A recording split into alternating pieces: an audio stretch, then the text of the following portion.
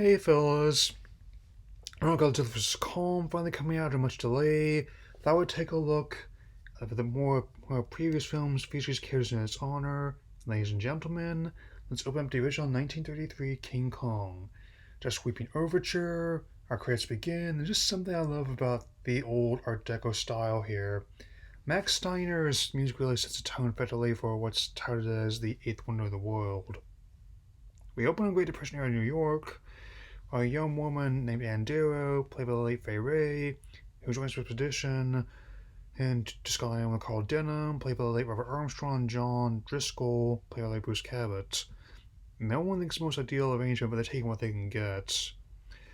Though the Marshal takes issue with the munitions cache have on board, and the gas bombs in particular, Denham manages to blow enough smoke to avoid investigation before they set off and beat the monsoon. The expedition seeks to capture the beast on film and perhaps something more.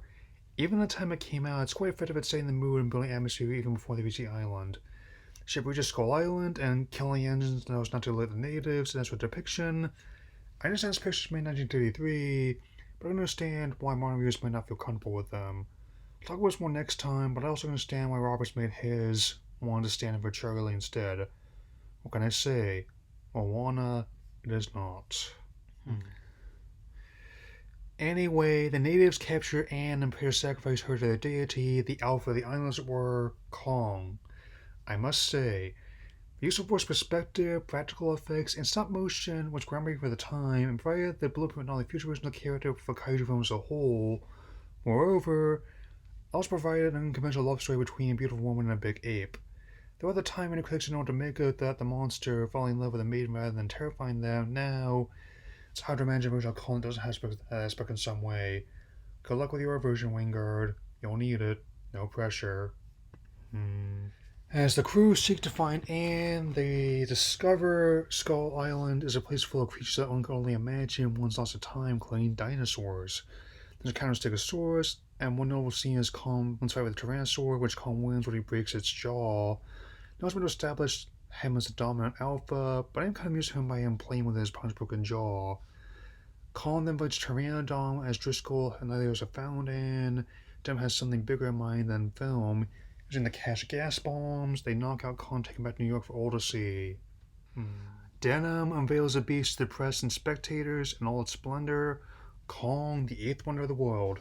As Anne takes a stage alongside Denham and Driscoll, the flash from all the cameras going off at once enrages Kong, bursting out of his bones, and the theater. He starts climbing the walls of the hotel, and reaching the windows to find his beloved. Insert the submarine, or trace a horror joke here. Now comes finale atop the Empire State Building. A squadron of planes try to stop Kong at dizzying height. Kong tries to fight them off, but is mortally wounded by gunfire from the ground. Close on the folly of what they've done, and then having the closing line was beauty that killed the beast. This film is a landmark achievement, and not only being one of the forefathers of giant monster film, it stood the test of time as a vital work of cinema itself, nearly 90 years since initial release.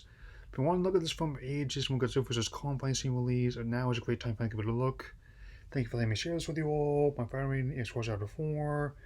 Next time I look at Peter Jackson's 2005 take on the film. See you soon.